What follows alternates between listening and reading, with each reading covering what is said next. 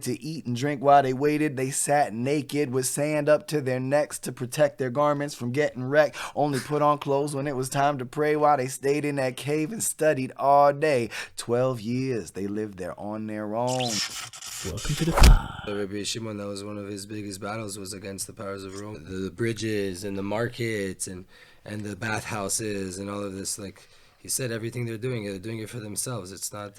Shimon Bar Yochai was a holy guy who was so much wiser than you or I. He was a true believer and overachiever from the yeshiva of Rebbe Akiva. The Romans came and banned Torah teaching, but Rebbe Akiva kept on preaching. In prison, he still taught students until the Romans had him tortured and killed.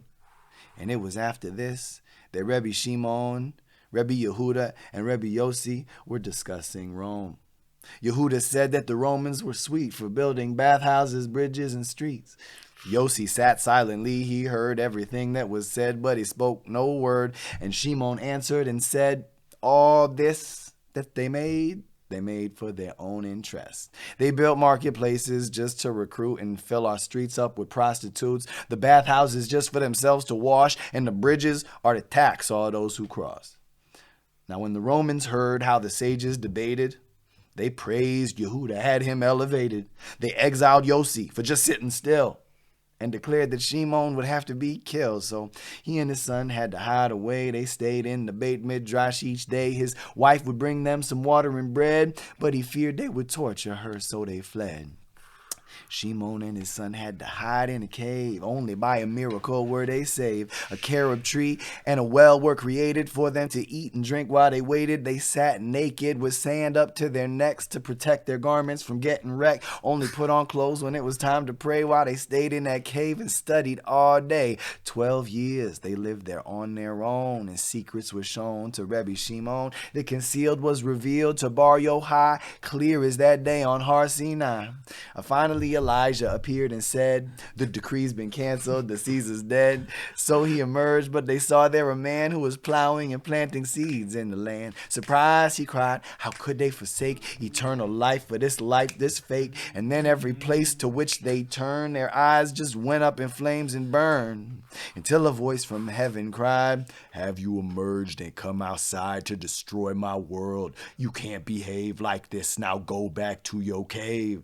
So they returned there, forced to dwell 12 months like the wicked stay in hell, until that voice from heaven said, you can leave your cave. And so they did. It's like BaOmer, so leave your home like Rebbe Shimon on Mount Meron. Don't stay and hide in your cave, go play with your friends outside. It's a beautiful day. Shoot your bow and arrow up in the sky, get high on Torah like Bar Yochai.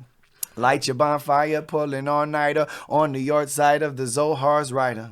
Many years went by and Bar Yochai was laying in bed, about to die. It was like BaOmer, the 33rd day, and when the sun set, he would pass away. He knew it was his last chance to give over all his wisdom while he still lived, and so he began to reveal many more secrets of Torah than ever before. His students gathered around his bed. Rebbe Abba wrote every word he said. He was talking fast. If a thing was lost, future generations would pay the cost. Trying to fit all he had to say to his students into that single day, Rebbe Abba was writing, but the sunlight was sinking and there was too much to write.